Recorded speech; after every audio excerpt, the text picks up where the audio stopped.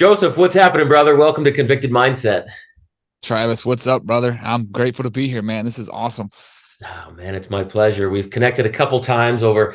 Goodness, it's probably been well, it was during COVID, so it's been a couple of years. You and I had gone back and forth, and I sat for your show, and you were going to come out for the conference. So it's been fun to kind of watch your trajectory and getting into what you love to do now. So congratulations on the success, man. Thank you, man. I appreciate it. You've been a big inspiration to that, brother. When we first chatted almost a year ago and I saw what you were doing with Convicted Mindset, it's something I've always wanted to do going back in the prisons, but I think it lit that fire under me to say, I'm not going to just want to do it now. I'm going to go do it. And so I want to thank you for that. Honestly, man, you've been a big inspiration to me moving forward with that. So thank you for sure. Man, it means a lot to me. Really does. Mhm. The goal is just to give it all away, right? Give away the info and the knowledge and help everybody lift and live a better life. Dude, absolutely. It gives our past a purpose, man. It gives all the pain, all the past, it gives it a purpose to give other people hope. And that's the mission, man. That's where I'm on right now. Yeah, I can tell. I can tell. So the the podcast that you run is called Let's Get Real. That's right. And so number one, I love the phrase, but I know the backstory about where that came from. But tell the folks like why Let's Get Real and what was that defining moment in your life when you were like, man, I've got to tell my story because there's a purpose here. Yeah, absolutely. So the Let's Get Real mantra came from, when I got out of prison, I'm 31. I got out of prison at 26 years old. I come from a culture where when we talk about our past, and even like my dad would hear me say the word prison on social media or addiction on social media, and he's like, just don't say that, and it was almost like hiding behind who I was. And this is the first time in my life that I was okay with who I was. I was an addict from the age of 14 to 26. I struggled with drug addiction.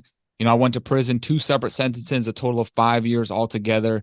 I've robbed my dad, my mom. I've done so much pain in my life, that the addiction caused.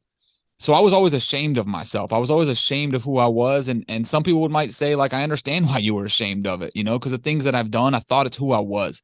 And as I started this new journey of recovery and my spiritual journey, I started to love who I was.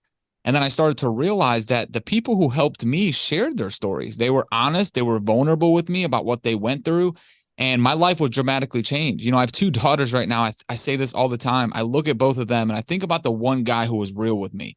The one guy who was like, Joseph, I was molested when I was younger too. Joseph, I stole from my family too. I think about the podcast that I used to listen to of people who were honest about their failures in their life. That made me feel like it's okay to have those things. And I think about those people and I wonder if they would never would have shared their story with me. Would I be here today? Would my daughters be here today? Would all the people that I'm trying to impact, would they have had that seed planted? And it was because one person decided to be honest and open about their story and about their past with me. And that's when I started really on the journey of sharing my story because, our past is our past. And yes, it's helped us become who we are. But now what do we do with it? And the greatest dope that I've ever found in this world was giving that hope to somebody else. And when I become vulnerable, it gives other people permission to be vulnerable too. And when I started to realize that, Travis, I got excited, man. I found my new drug. I would post all the time on social media. My dad used to argue. Now he's awesome. He's grateful that I'm doing it. It Yeah. was cool. I actually got to talk to the people that he thought were going to judge me for doing it in his community and share with them my struggles and addiction and how they can help their children who are actually struggling with the same thing. So that's what Let's Get Real to me is about, man. It's about not even just about our past, but like even our present today. Just because now I'm a little bit over 5 years sober. Yes, I have a business. Life looks great on the outside.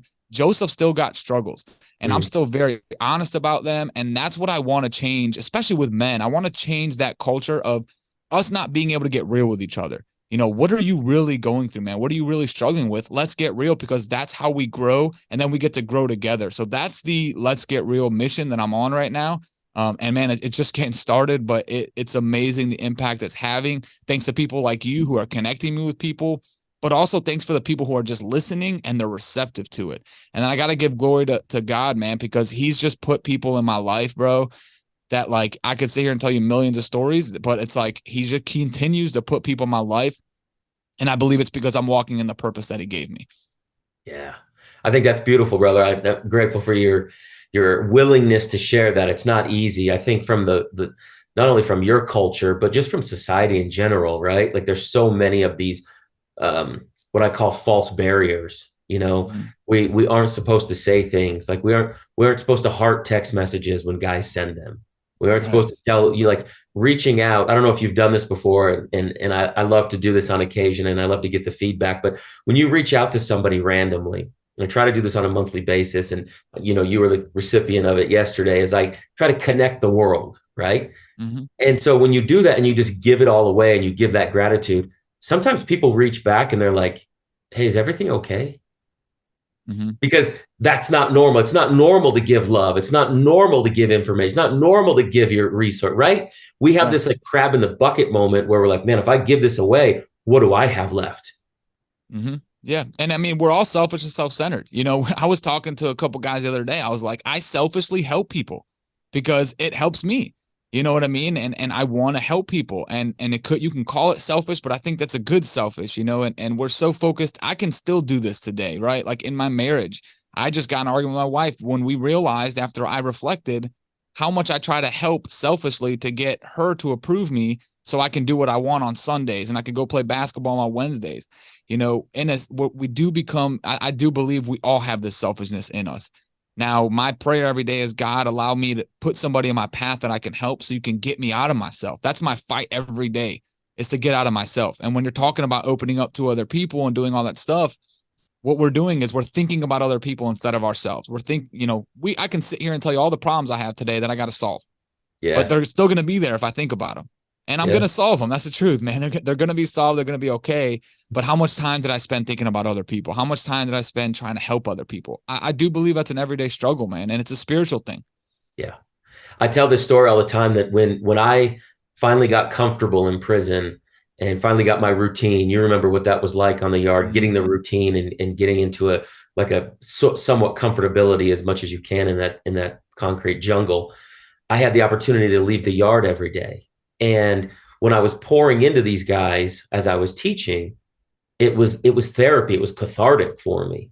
Yeah. And so I often tell people, if you wake up and you have this woe is me attitude or these depressive thoughts or these, nervousness, spend more of your time focused on other people, giving Mm-hmm. to other people, because it's so difficult when you're in the service of other people. It's so difficult to be selfish on yourself. Yeah. And I mean, it's so backwards to how we were raised, like, or how we thought, or how society thinks of it. Woe is me, or the complaining about this person and that person. And I'm very like the whole let's get real is I'm very honest with people, talking to people and they're telling me about their problems. And I'm like, okay, it is what it is, but what are you gonna do about it? Like, you can't change that. I know, but I said there is no buts, man. We have to look in the mirror, and I want to know, what have you done for other people? It's a question I ask people. What are you doing for other people? And a lot of times, if somebody's complaining, they're doing nothing for other people. Even myself, when I'm in those problems and I have those things, it's because I'm only focused on me. And I do believe, Travis, that we were created to serve each other. We were created to serve other people. We were created to use our gifts. We all have different gifts. It might not be podcasts or speaking. It might be art. It might be music. It might be being a mother or a father or even an employee at your job. It's a gift God gave you. Now, when you're living in that gift, a lot of times I do believe we're created to use that gift to help other people. But what do we do instead? We're chasing. It's like I use drugs and alcohol because I loved how it made me feel, right? But I also love how a new pair of shoes makes me feel, or driving a new truck makes me feel. Now, you can chase those feelings, but they'll never sustain. It's never going to be good enough. I know for me, it's that way. But when I lay my head at night and I was doing something for other people, or I worked with a guy who was in recovery, or I worked with a guy who just got out of prison or who's in prison, I do believe when I lay my head at night that night, there's something different about me that day. I feel the Spirit of God in me. But the reality is, we're in a world right now where the enemy, I believe, I call him the enemy, whatever you want to call him, the distractions of the world will try to distract you to go somewhere else, and you're chasing it somewhere else. But it's found there. I do believe it's found in serving other people in your gifts, whatever that is. So true. I was interviewing Rene Rodriguez, and he had this study. He didn't have it, but he had referenced this study. He said that they surveyed like 2,000 people who had technically died, flatlined and died, and then had come back to life. And he said when they surveyed them, they all had kind of the same idea. the feelings, the emotions, the weightlessness, the white light, etc. And it was, I don't remember the number, but it was an overwhelming majority, like 80 some percent of them all said their number one focus was, what did they do to increase in service? Mm-hmm. And that was what they were focused on, right? And so I love that. I hadn't heard that before a couple of weeks ago. I often tell people, when you go to the graveyard, you see a number here and a number here, and then in between is that little dash. And so I think that our purpose is to live for that dash. Nobody walks in and tells stories about 2020, about what Joseph. He was a great 9 to 5er, right? That's Right. never a story that your daughters stand around the gravestone and say. What they do say is they talk about the opportunities, the vulnerabilities, the obstacles, the pain, the passion, the pursuit from that dash. That's really good, man. It makes me think of the Stephen Covey book, The 7 Habits of Highly Effective People. And he talks about begin with the end in mind. What do you want people to say about you when you die? I'm constantly referring back to that question and the things that I've wrote down because, what I want people to say, like I want my kids to say that my father was a good dad. He was present when he would always play with me and he would support me in all the things that I did. He loved me unconditionally. I want my wife to say that I was supportive to her. I want my community to say that I was willing to serve. And it's crazy because I'll reflect on the end of the day and say, did I do anything in these areas? And sometimes I don't. Yeah. And that's just the truth. Sometimes I'm like, man, you know what? I came home today and I was extra tired and I didn't spend time. But it allows me to reflect on the one thing I never want to do. I don't ever want to regret when I get older that I didn't spend the time where I wanted to spend the time. And I've heard it before that, when I die, I don't want God to show me the man I could have become. And I have no idea who that is. Yeah. So that's why I got to stay close to God in those things. I don't want to become who I want to become. I want to become who God created me to become because then I'm living in my purpose. I'm living in my gifts. So true, brother. And so here's a question. So a lot of these folks that are going to be listening or maybe have hit rock bottom. They're at where you and I used to be, metaphorically, physically, mentally, all the above, right? Mm-hmm. It's easy for you and I to sit here, like you said, social media makes us look great and wonderful and perfect. And your business is good, my business is good, your marriage is good, right? My marriage. So what about the guys and the gals that are listening to this that go, I don't even know where to start. I don't even know who the heck I am, Joseph. Mm-hmm. It starts with you, and that's the truth. Now, a lot of times we don't know who we are because I think we're starting to think we're somebody that we're not. And that's what happened for me. I didn't know who I was. When I got out of prison at 26, I had no idea who I was. So I started to actually become who my dad wanted me to be, and because I didn't know who I wanted to be. I didn't know who I was. But I really think if you could sit down today and if that person's listening to this and say, I don't know who I am, I would ask you to write down, who do you want to be then? Let me know, who do you want to be? Who do you want to become? What type of man or woman do you want to become? Write those things down and then start working on even just one of those areas in your life. If you say, I want to become a good member of society, then let me ask you a question. What can you do today to help your community? If you're married or you're a son or a daughter, or, I want to be a better son, I want to be dependable. Okay, who is depending on you today? I really think it takes the pause of reflecting, because what happens is we think in our mind. We learn in addiction that the disease of the addiction, it happens in our mind. That's where the disease begins. Okay. But the reality of what happens in our mind is when you get it out on paper, it looks a lot different. And that's for me. I can sit here and think about, who do I want to become? Am I becoming this person? And I'm just in my thoughts. But when I start putting pen to paper, they look different. And that's what I would tell that person. Who do you want to become? I don't care about who you were. I don't care about what you've done. I don't care about any of that stuff. I want to know, who do you want to become? If there was no limits, if you could become any person in this world that you wanted to be, I want you to write that down. And I've had this conversation with people who've told me that before. I don't know who I am, Joseph. I said, great, grab a pen and paper. We're about to learn. And the truth is this, I'm always learning who I am. I don't think that journey ever stops. I'm constantly learning who I am. But it does have to take work. It's not just like, I want to become this person and all this stuff and these thoughts. It takes work. Write it down on paper and start looking at it on a daily basis. Who do I want to become? I want to become this. I want to be that. I want to be this. And look at those things. Sometimes you're going to take some things off. Sometimes you're going to add to it. But I promise you, if every day you actually reflect on that, you'll start becoming the person that you're like, oh, this is who I am. I always thought that I was going to be the greatest employee. That's the truth. I was like, I'm going to be the best worker that any job ever hired. But if you ask me today, I'm unemployable.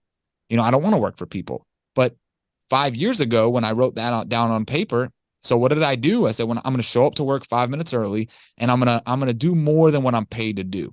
Even though I'm not paid to fill up the trucks at the end of the day, I'm still going to do it. Because what happens is if you are trying to like for me, I believe self-esteem is all about the promises you keep to yourself.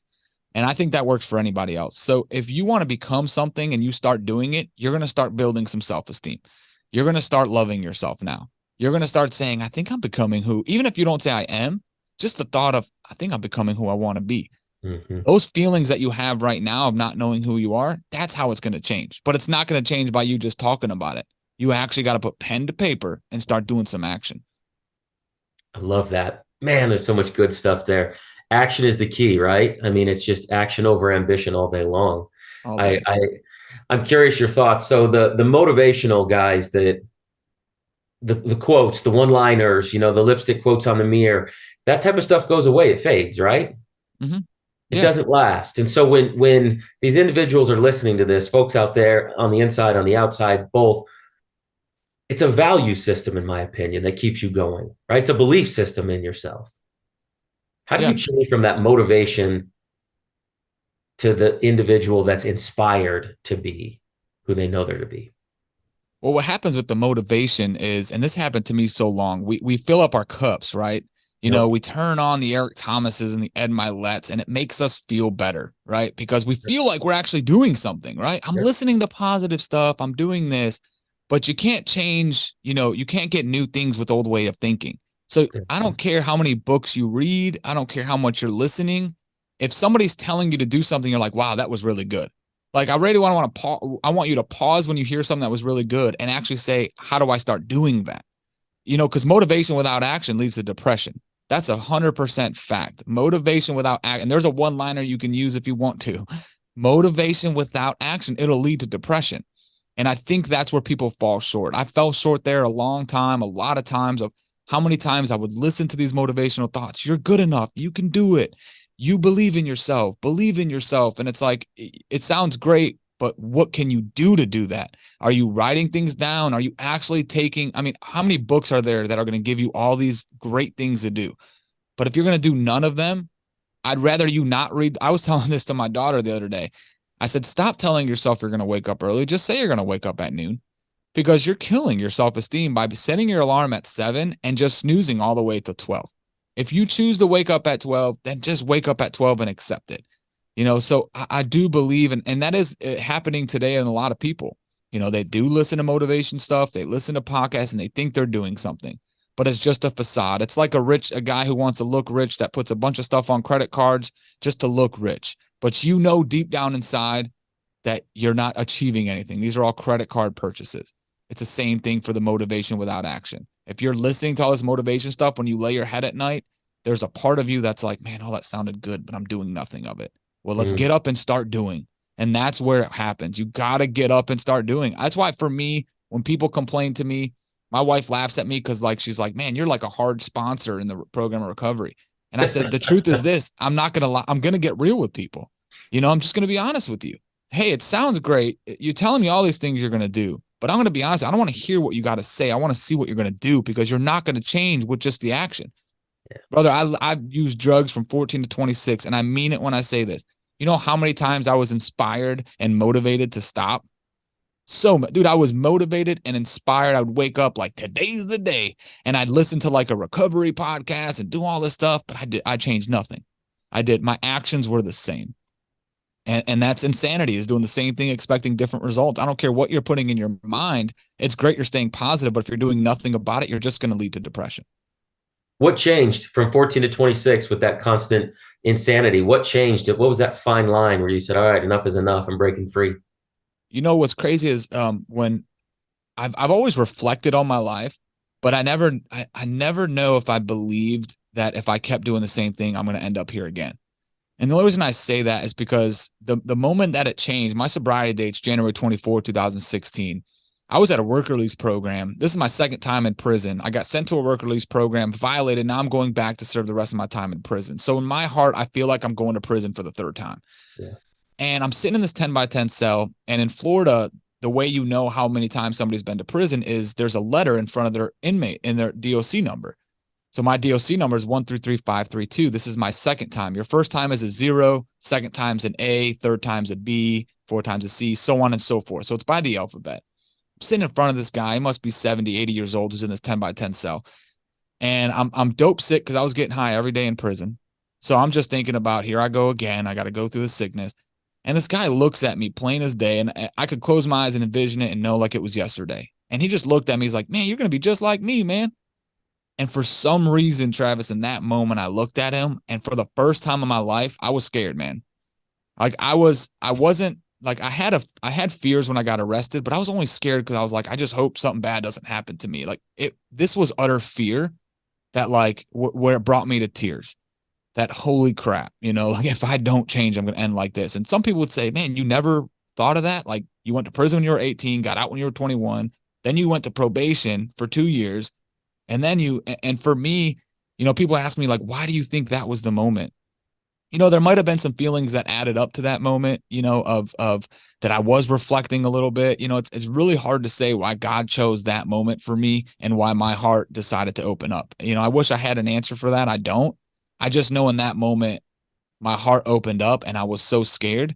But the scary part for me was I had this obsession in my mind, as crazy as it sounded, that I knew if I kept getting high, I'm going to be like this guy. But if that guy would have had a drug on him, I would have taken it. And that was the part that I was scared of. And I did the only thing that I ever thought would work. And I don't even know if I believed it worked, but I just got on my knees and I prayed. I just got on my knees and I said, God, if you can please remove this obsession to actually want to use drugs and alcohol. Like I want to use something that will alter the way I feel, because I felt like crap. I was carrying pain. I never realized that until I got in recovery, but I was carrying all this weight with me that I never dealt with in my life. And from 14 years old, when I was angry, I got high. When I was happy, I got high. When I was sad, I got high. And now here I am sitting in a 10 by 10 cell with all these emotions. And my only tool I've ever used in my life was drugs. But I tried a different tool, and I just got on my knees and I prayed. And when I got out of that 10 by 10 cell, one of the first guys that came up to me and asked for something, I said no.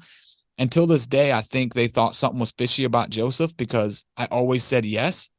And God allowed it to happen, that nobody really kind of approached me. It kept me safe for that moment. People were like afraid to talk to me, which was the greatest thing that happened.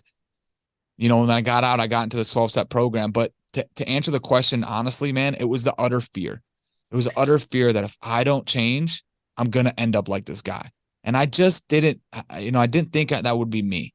I didn't want it to be me. If I went to prison again, I would rather die. That's what I felt. But why do I still want to go back to the thing that got me here? And that was the part that I didn't understand. But that's where the work began.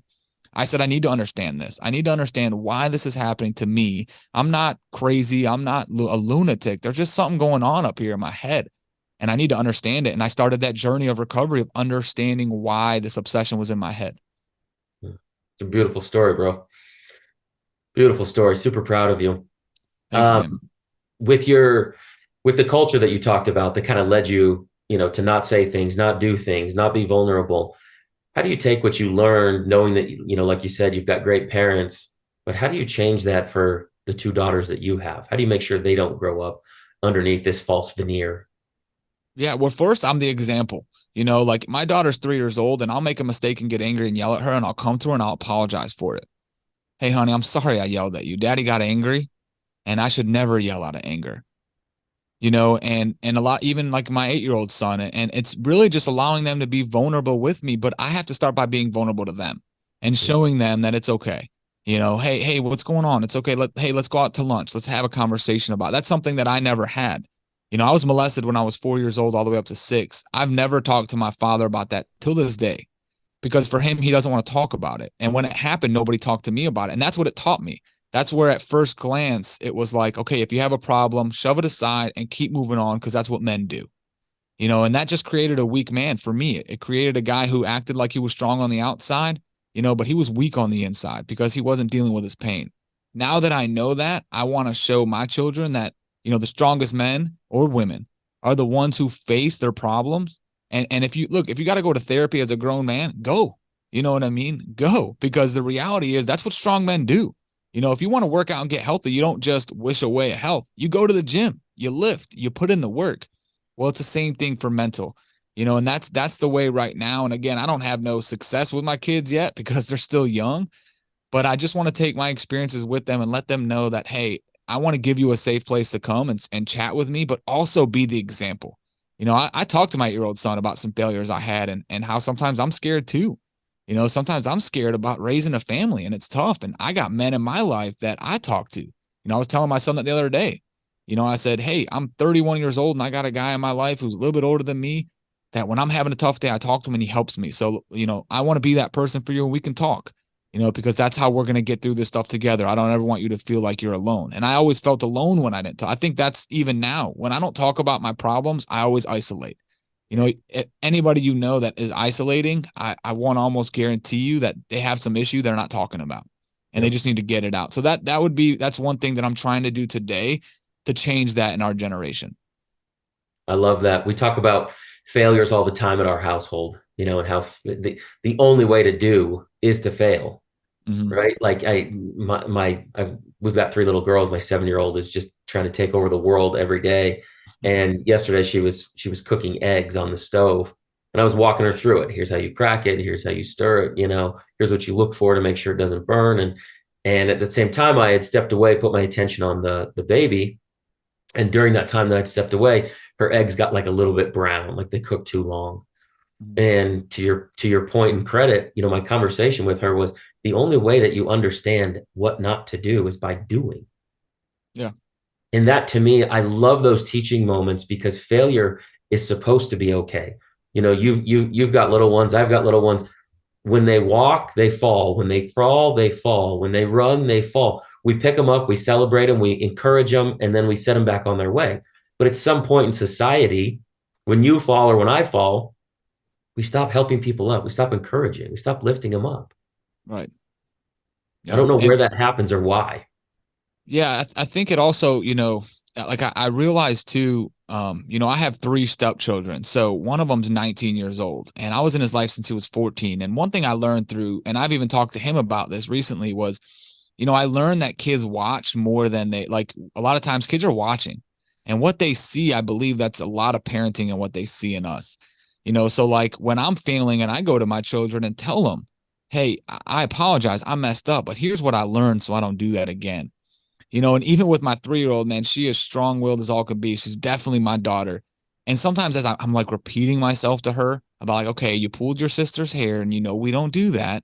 And what do we do now? And she's like, we got to go ask for forgiveness and say, I'm sorry, and so she goes and then she does it again. And sometimes as parents, we think like they're supposed to get it right away. But what I just believe, and again, this isn't like me telling you that parenting's right. It's just what I'm trying to do by just showing them is like, I'm just going to keep doing it. And I'm going to keep implanting these seeds in her mind. And I'm going to keep being the example because she's watching me.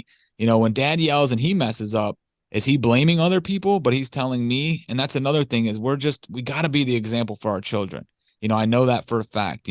My dad did a great job, but my dad would get mad and he'd get mad at me for yelling. And I'm like, that's odd because every time you get mad, you yell. So then I started getting defensive and it made our relationship, today me and my dad are like best friends. We actually do business together.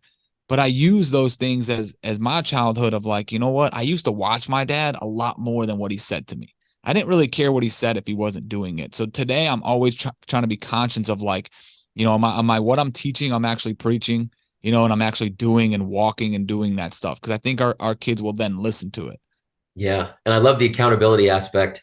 Our oldest child is 11 and we have one boy and he's the oldest. And so I just had this conversation with him the other day about like not half-assing everything. Don't just try to get it done. Don't just try to get your homework done or try to get your band work done as quickly as possible to move on to the next thing. So I had this conversation with him and I said, look, if you went to the fridge and there was no food, who would you come to? You come to me. If you came in one night and it was freezing in the home and there was no heat, who would you blame? You would blame me. And I said, and I'm not talking about an anger blame, right? Not like a yelling anger blame. I'm talking accountability. And I said, so everything that you do when you leave that front door, if I ask you to walk your sister across the street and she doesn't make it, it's your fault. If I ask you to take the trash out and it doesn't get there, it's your fault. Not from an anger, beat you, ugly Right. perspective, but from you're 11 and this is your opportunity to be accountable. period, end of story. Raise your hand and say it's my fault. And to watch his eyes like so confused, because in their world, right, in the middle school world, everything is everybody else's fault. Right. Johnny he stole the chair, and Susie hit me, and Samuel flipped me off, right? It's everybody, like point, point, point, point, point. And I was like, bro, everything in life, trust me, when you do work, when you do business, when you're an employer, when you're an employee, everything has to be your fault. And the sooner you realize it, the sooner you can fix whatever it is. That's so good, man. That's so good. You just helped me right there. That's so good. It's so powerful, bro. Like, and it freaks people out. Yeah. When you really walk in, when you confront people and go, hey man, my fault, I totally messed up. They're like, wait, what? And then there's nothing to there's nothing to argue about or be upset about. It's like when you tell your story, when I tell my story, when you get it all out, there's really nothing that they can use against you. All of it's on the table. Yeah. I mean, we do that in business. Like, I remember when I had an assistant, it was the hardest thing for her to take blame. And I'm like, that's fine. Give me the phone. And the customer's really upset about the fact that our guys were late and this happened. And I'd say, hey, I'm the owner of the company. And first off, I just want to apologize. This is completely my fault. We had a scheduling thing that I should have made sure it was on time. And we had a few things that were not scheduled that we ended up throwing in the schedule, and I did not pay attention to it. So please apologize. I apologize. Please forgive me. Is there anything I can do to make these things better for you? And every single time, I mean, I want to say every single time, I'm trying to think of a moment it didn't work, but like usually they're like, and that's all they were looking for. Yes. Hey, they were like, I just wanted somebody to be accountable instead of giving me excuses.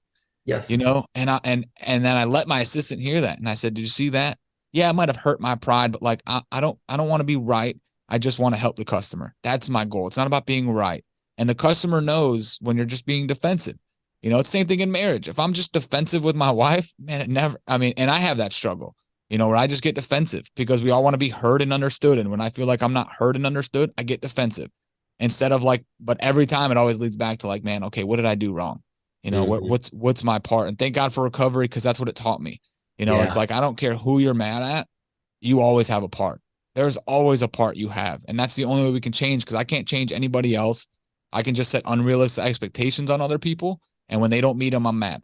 Well, my fault is that I set unrealistic expectations, So I really do believe it's the self-reflection. Sometimes it hurts our pride. And that's what happens, is because we realize we're humans and we make mistakes and we have mess ups and we have character defects that we got to deal with.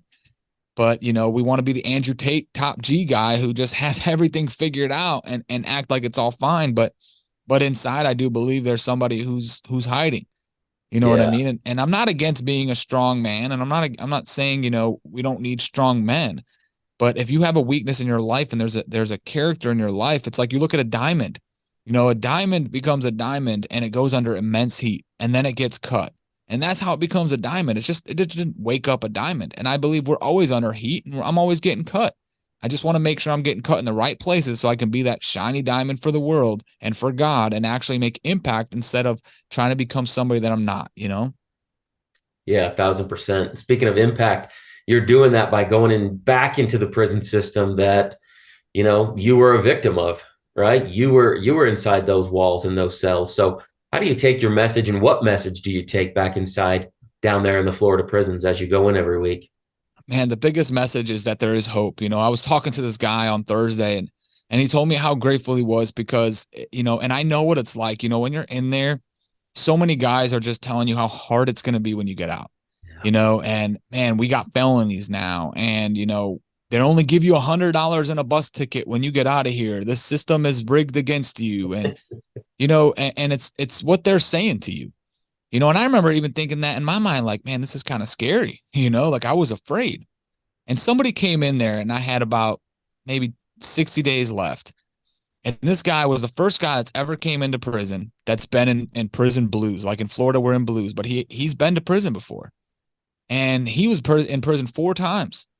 And he's been out for 6 years. He had a successful life. He's been sober. And it was the first time in my life that I saw hope for somebody getting out of prison.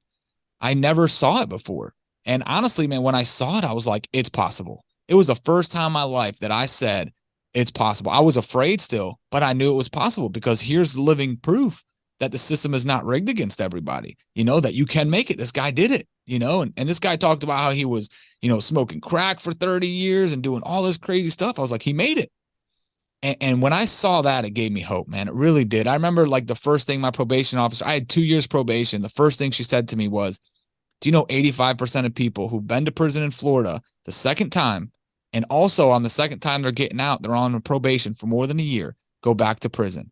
And my first thought, because of the hope that that guy gave me, was that means 15% of people don't. And I'm part of that 15%, man. And I remember just thinking that.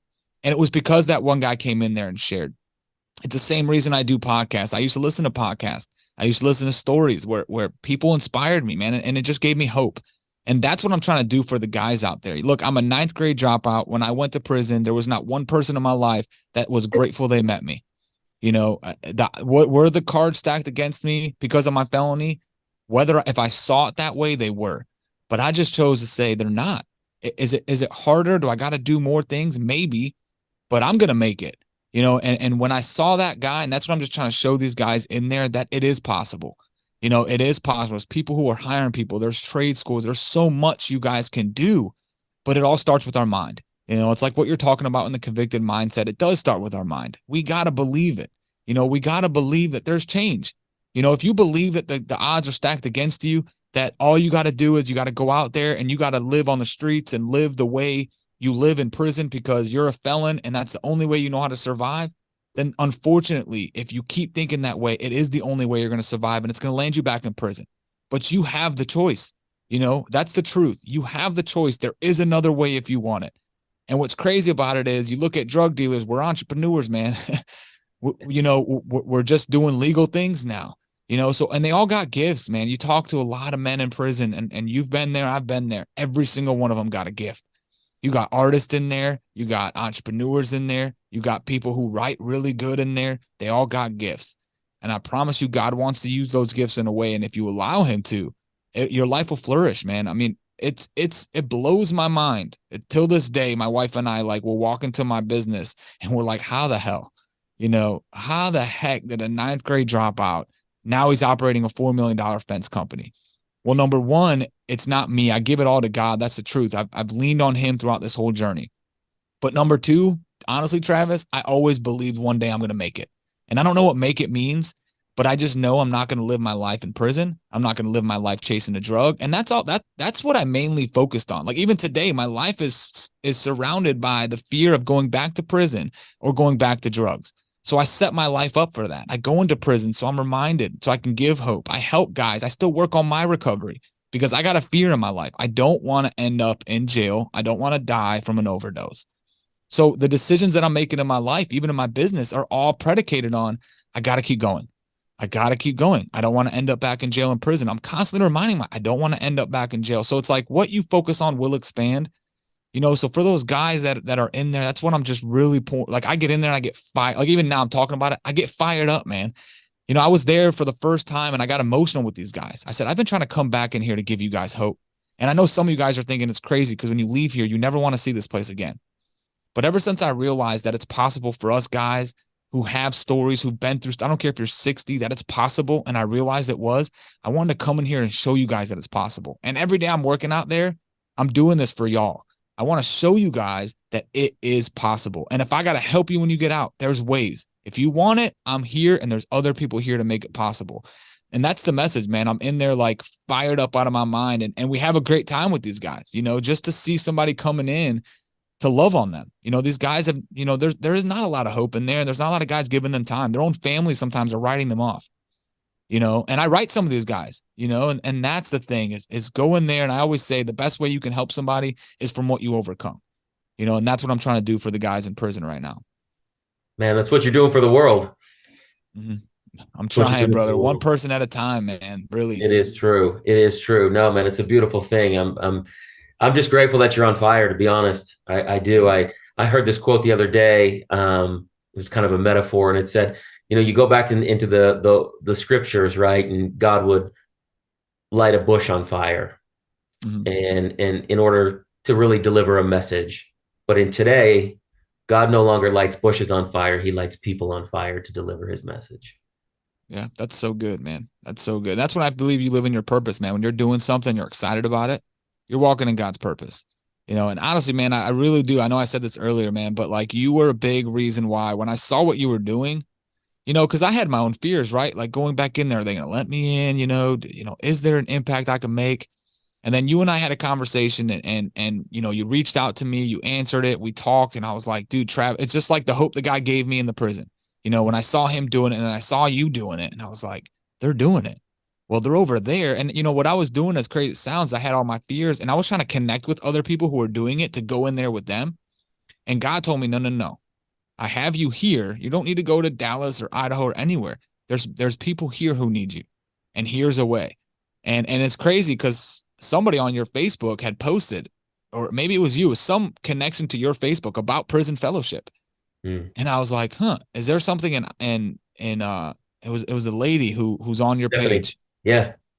Yeah. And Yeah. that's right, Stephanie. And I said, hey, are you looking for anybody in Florida? She says, here's a website. And she connected me. And this is what I mean when you're living in your purpose. Like you are living in your purpose. And I'm using you as an example because it's what motivated me to live in my purpose and how God used the connection with you to Stephanie to put me into the prison in Florida fellowship. Prison fellowship, if you wouldn't have been living in your purpose, I wouldn't be sitting here today on this podcast. I believe it, or back in the prisons. But it's because you chose to live in your purpose and it allowed me to live in mine. And I'm just trying to do that now for other people.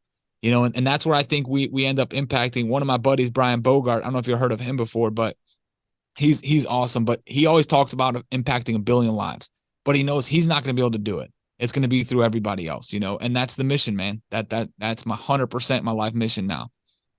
I love it, bro. I love it. You're on fire. I'm grateful for you. I really am. Appreciate you. Like you said, I just think that there's a bigger purpose for all this. So I'm grateful that we're connected. Where can everybody listening find you? How do they get a hold of you? And where do we find the podcast? Yeah, so the podcast is on Spotify, it's on YouTube, it's on Apple. If you type in my name, Joseph Kajy, Kajy is a last name, it'll pop up. It's called Let's Get Real with Joseph Kajy.